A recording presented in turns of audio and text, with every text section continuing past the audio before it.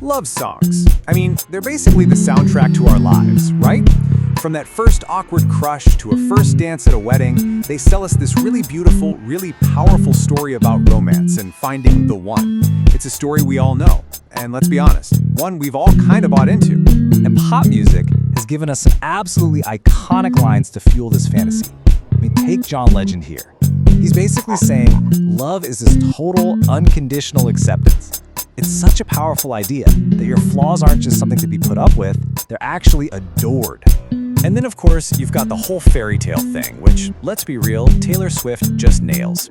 This isn't just about a relationship, it's like destiny. A huge, sweeping story with princes and princesses, and all you have to do is say yes to kick off your happily ever after. Simple as that. And to top it all off, we get this promise of total security. I mean, Miguel's Adorn? That's not just a passionate song, it's a vow. He's promising to protect you physically and to be there for you emotionally. It's sold to us as the complete package.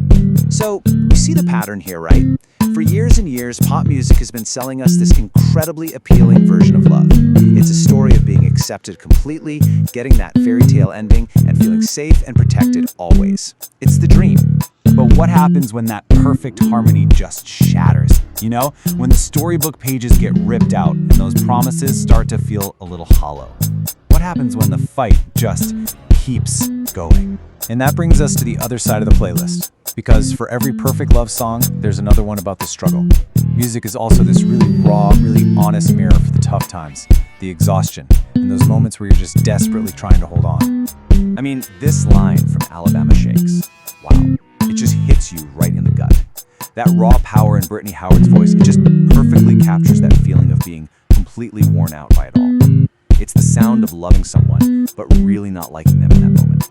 It's about giving up the little battles, hoping you can still win the war. So yeah, the cracks in that perfect romance, they're all over music. You've got artists like Jasmine Sullivan showing us that desperate plea to get trust back. Kirby gives us that heartbreaking ballad of wanting just one last chance. And, like we just heard, Alabama Shakes reminds us that sometimes the fighting itself is the real enemy. This isn't the fairy tale stuff. This is the roll-up-your-sleeves, messy, hard work part of love. But sometimes those struggles lead to something, well, something deeper. Beyond the fights, there's the ultimate betrayal. And to really get our heads around this, we kind of have to zoom out and put on our critical thinking hats for a second. Okay, so psychiatrist Frank Pittman makes this really important distinction here. Adultery, think of that as breaking the official rules, the ones set by institutions like a church or the government. But infidelity, now that's different, that's personal. It's about breaking the specific promises you made to one other person. It's all about the secrecy and the trust that gets shattered between you two. And understanding that difference is so key to getting the betrayal we hear in these songs. And that's why it's so devastating. It's not just about one bad decision. It's described as a threat to the entire relationship. It just destabilizes everything. It creates this horrible feeling of vulnerability, of anxiety. It basically just pulls the rug out from under you emotionally. And you know, things get even more complicated when we start looking at this through a feminist lens and really focus on the power dynamics, especially between the women who get caught up in this kind of triangle. So the classic story, and you hear this in so many songs, it sets up these really specific gendered roles. On one side, you have the betrayed partner. Her entire world, her home, her security, it's all under attack. And on the other side, you have the other woman who's suddenly positioned as a rival, fighting for the same prize. And who's usually at the center, holding all the cards and making the final call? The man. It's a power structure that so many songs are built on. And this really gets at why that idea of sisterhood can just fall apart in these situations. As Danielle Crittenden puts it here, infidelity can turn things into an every woman for herself universe. Honestly, this is the entire drama that fuels a song like The Boy Is Mine by Brandy and Monica, right? Solidarity just goes out the window when individual desire takes over. Okay, so with all that baggage and complexity, where do love songs go from here? Well, what's really interesting is how today's artists are moving way past that simple story. They're writing these new anthems that just lean into the mess, the nuance, and all the complicated feelings of modern relationships. First up, Hilary Duff.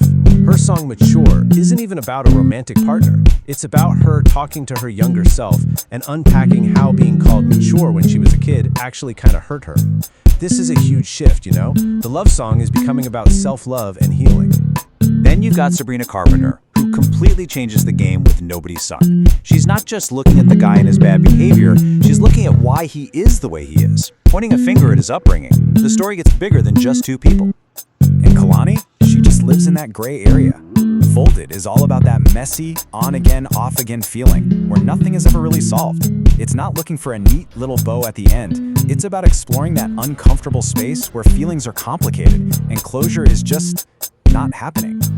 And maybe the perfect thesis for all of this is Lola Young's song, Messy.